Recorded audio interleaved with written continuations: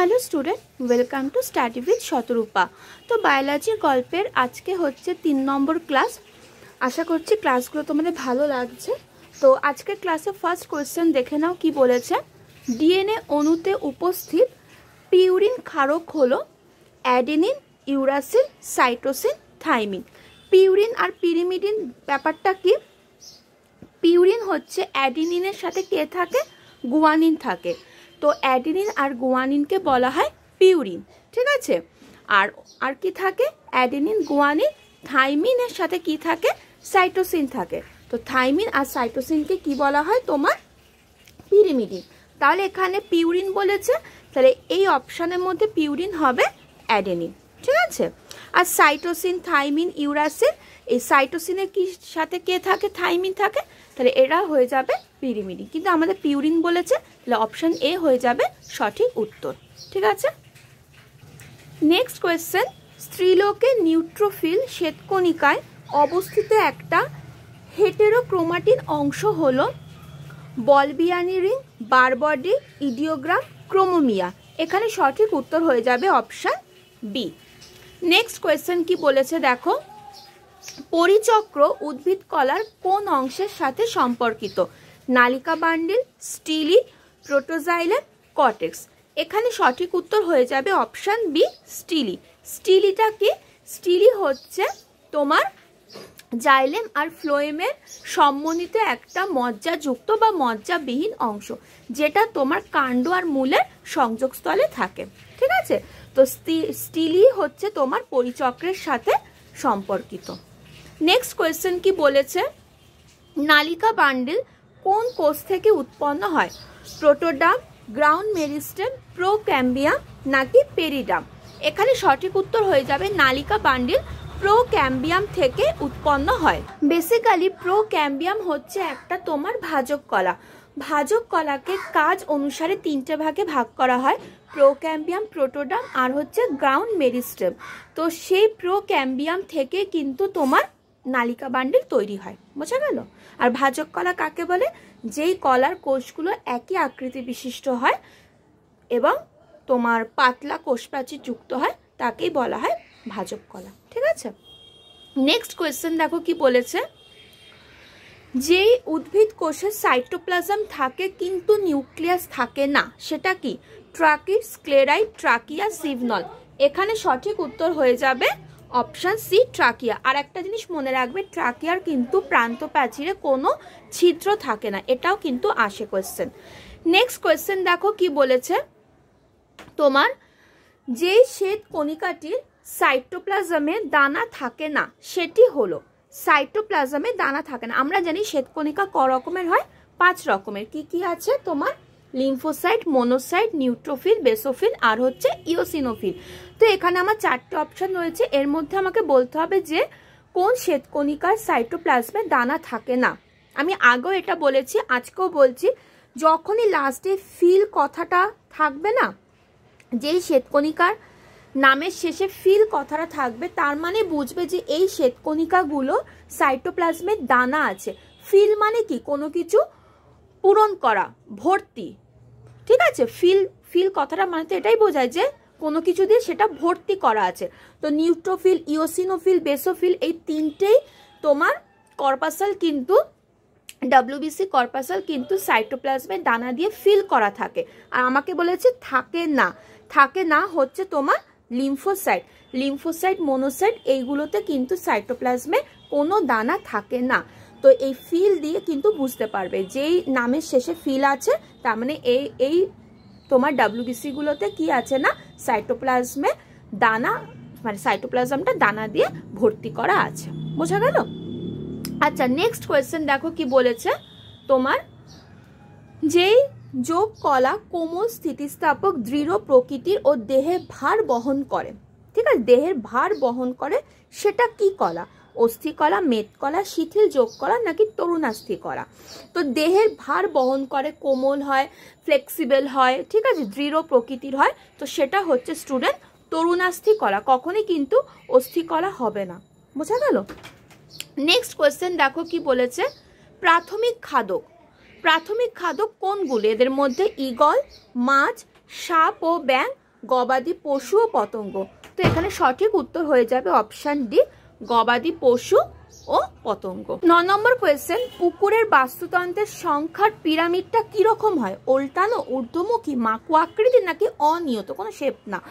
তো সরি, তো বাস্তুতন্ত্রের যে পিরামিডটা পুকুরের সেটা কিন্তু ঊর্ধ্বমুখী হয়। তাহলে অপশন বি হয়ে গেল সঠিক উত্তর।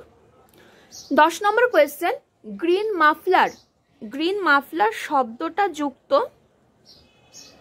কার সাথে? মাটি, বায়ু, জল নাকি শব্দ? তো গ্রিন মাফলার শব্দটা কিন্তু এই শব্দ দূষণের সাথে যুক্ত। বেসিক্যালি এগুলোতে সব দূষণ বোঝাচ্ছে, মাটি দূষণ, বায়ু দূষণ, জল দূষণ, শব্দ দূষণ। কেন বলা হয়? কারণ যেখানে কারখানা আছে তো সেখানে মানে লাগানোর কথা বলা হচ্ছে যাতে সেখানে সাউন্ডটাকে অ্যাবজর্ব করে নেয়, ঠিক আছে? তো গ্রিন মাফলার শব্দটা বেসিক্যালি তোমার শব্দ দূষণের সাথে যুক্ত, বোঝা গেল? নেক্সট কোয়েশ্চেন, ওজন দিবস হলো 16 সেপ্টেম্বর, 16 অক্টোবর, 16 নভেম্বর নাকি 16 ডিসেম্বর? তো এখানে সঠিক উত্তর হয়ে যাবে ওজন দিবস হচ্ছে 16 সেপ্টেম্বর, আর 16 অক্টোবর কি বলতো? খাদ্য দিবস। তো ওজন দিবস হচ্ছে 16 সেপ্টেম্বর। ক্লিয়ার হলো? নেক্সট কোয়েশ্চেন, সবচেয়ে দূষিত শহর কোনটা? Kolkata, Buenos Aires, new York, Mexico. তো সবচেয়ে দূষিত শহর হচ্ছে Buenos Aires. Next question, Purkinje তন্তু থাকে অলিন্দের, নীলায়, হৃৎপিণ্ডের সমগ্রতে নাকি সরেক পেশি অঞ্চলে? তো পার্কিনজি তন্তু থাকে নীলয়। 14 নম্বর কোয়েশ্চেন, একটা ভালো, নিউরোজেনিক হৃৎপিণ্ড কাদের? ইঁদুর, খরগোশ, মানুষ নাকি নিম্ন শ্রেণীর প্রাণী? তো নিউরোজেনিক হৃৎপিণ্ড হচ্ছে তোমার যে সমস্ত নিম্ন শ্রেণীর মেরুদণ্ডী প্রাণী আছে তো তাদের হৃৎপিণ্ডটা হচ্ছে নিউরোজেনিক। আর মানুষের কি বলতো? মানুষের হচ্ছে তোমার মায়োজেনিক। এবার মায়োজেনিক কেন বলা হয়? কারণ আমাদের হৃৎপিণ্ডটা হচ্ছে হৃৎপেশি দিয়ে গঠিত, হৃৎপেশি দিয়ে গঠিত, তো সেই কারণে তোমার হৃৎপিণ্ডটা হচ্ছে মায়োজেনিক। আর নিম্ন শ্রেণীর যত মেরুদণ্ডী প্রাণী আছে তাদের হৃৎপিণ্ডটা হচ্ছে নিউরোজেনিক, ঠিক আছে? এই যে মানুষ দিয়ে মায়োজেনিক, এইভাবে মনে রাখবে, হ্যাঁ, ম দিয়ে দুটো নাম, ঠিক আছে? বলছে নেক্সট কোয়েশ্চেন, মানুষের হৃদস্পন্দনের আবেগ সৃষ্টি হয় কোথা থেকে? এসএ নোড থেকে, এভি নোড থেকে, পার্কিনজি তন্তু থেকে, হৃদতন্তু থেকে। তো আমরা জানি প্রথম যে আবেগটা সৃষ্টি হয় মানে হার্টবিটের, সেটা অলওয়েজ তোমার এসএ নোড থেকে সৃষ্টি হয়, বোঝা গেল?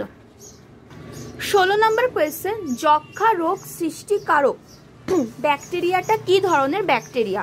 Gram positive, gram negative, virus নাকি প্রোটোজোয়া? দেখো ভাইরাস তো হবে না, প্রোটোজোয়া হবে না। আমরা জানি যক্ষা হচ্ছে একটা ব্যাকটেরিয়া ঘটিত রোগ। ব্যাকটেরিয়াটার নাম কি? Mycobacterium tuberculosis. এবার মেন কোয়েশ্চেনটা যে ব্যাকটেরিয়াটা কি ধরনের ব্যাকটেরিয়া, গ্রাম পজিটিভ নাকি গ্রাম নেগেটিভ? তো যক্ষার ব্যাকটেরিয়াটা হচ্ছে তোমার গ্রাম পজিটিভ ব্যাকটেরিয়া, বোঝা গেল?